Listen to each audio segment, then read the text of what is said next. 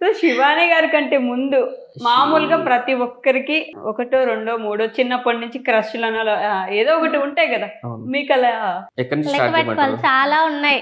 ఎక్కడి నుంచి అంట ఎల్కేజీ నుంచి ఏమైనా స్టార్ట్ అక్కడి చేస్తారా? నుంచి వద్దులే కానీ నేను సిన్సియర్ గా లవ్ చేసిన అమ్మాయి అయితే ఒక అమ్మాయిని చేసా 7 years.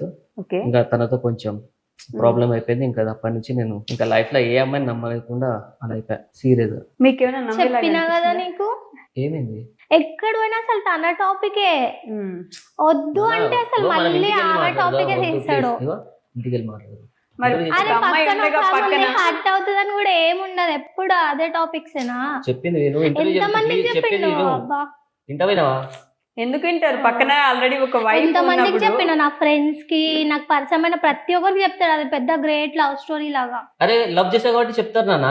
లవ్ చేసి ఇప్పుడు నీ గురించి చెప్పట్లేనా? tattoo నేను కూడా లైఫ్ వేసుకున్నారంట. Tattoo- అయిపోయిన స్టోరీస్ అన్ని చెప్పడం ఎందుకు మళ్ళీ? ఇప్పుడు నువ్వు ఇంటర్వ్యూ నీకు వచ్చినావా లేదా గొడవ పడ్డానికి వచ్చావు ఇక్కడికి? మరి ఆబ్వియస్లీ పక్కన వైఫ్ ఉన్నారు కదా. సారీ అబ్బా నేను మీరు వద్దు వద్దు. ఉన్నాడు. వెళ్దాం. వెళ్దాం. తన గురించి చెప్పేటప్పుడు నువ్వు ఎందుకు మధ్యలో ఇట్లా మరి అన్ని దగ్గర చెప్తే కోపం వస్తుంది. ఆ అమ్మాయి గురించి టాటూ కూడా వేసుకున్నారని విన్నాం మేము. ఎక్కడ వేసుకున్నాలేండి ఇప్పుడు. అది చూపిస్తే సో ఇక్కడ అది.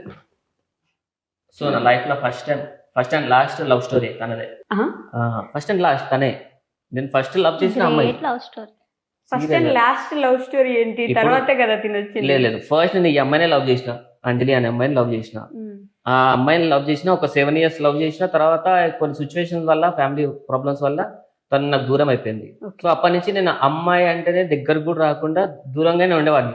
బేసిక్ గా తినకు కూడా నేను కలవకపోవడానికి రీజన్ కూడా అదే. ఓ. ఏ అమ్మాయి దగ్గరికి రానిచ్చేవాడిని కాదు. మ్హూ.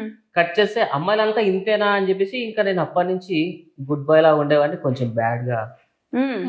ప్లే బాయ్ అప్పటి నుంచి ప్లే బాయ్ సో అలా ప్లే బాయ్ లా ఇంకా అప్పటి అవుతూ నుంచి అందరినీ పలకరించడం, మాట్లాడడం, గెలకడం. సో అందరూ ఉన్నారు కదా, నేను ఒక్కని ఎందుకు ఇలా లోన్లీగా ఉండడం అని చెప్పేసి ప్రతి వాళ్ళతో పులిహార కలిపేవాడిని అనమాట. అలా కలుపుతూ ఒక 69 మంది దాకా.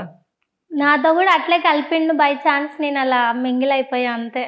ఏదో సో తినకంటే ముందు నాకు లవ్ స్టోరీస్ అంటే 69 ఉన్నాయి. 69 లవ్ స్టోరీస్. ఇంకా లాస్ట్ అండ్ ఫైనల్ గా శివానితో ఫిక్స్ అయిపోయాయి. తినకు కూడా మామూలుగానే పులిహోర కలపడం అసలు తనని ఇంప్రెస్ చేయలేదు.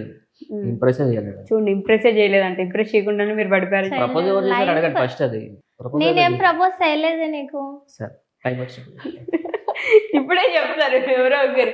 సో ఆ రోజు ఇంటికి వచ్చారు కదా మార్నింగ్ 6 కి. తర్వాత మళ్ళీ ఏంటి ఎలా జరిగింది? వచ్చారు ఇంకా కానీ మార్నింగ్ వచ్చిన తర్వాత నేనంటే నీకు ఎంత ఇష్టం రా అని అడిగింది నన్ను ఒక మాట.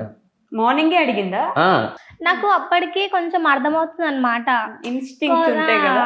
అమ్మాయిలకి బాగా తెలుస్తాయి కదా అదే, ఇలాంటివి. బాగా తెలుసు. అయితే ఏంటి అబ్బాయి చాలా ఇంపార్టెన్స్ ఇస్తున్నాడు, ప్రతి ఒక్కటి చెప్పడం, రిఫర్ చేయడం గానీ, పోనీ ఎక్కడికన్నా వెళ్ళినా కూడా నాకు ఏ ప్రాబ్లం రాకుండా, మంచి కనబడ్డు కానీ ఏ ప్రాబ్లం రాకుండా అయితే చూసుకుంటాడు అనమాట నాకు అక్కడ.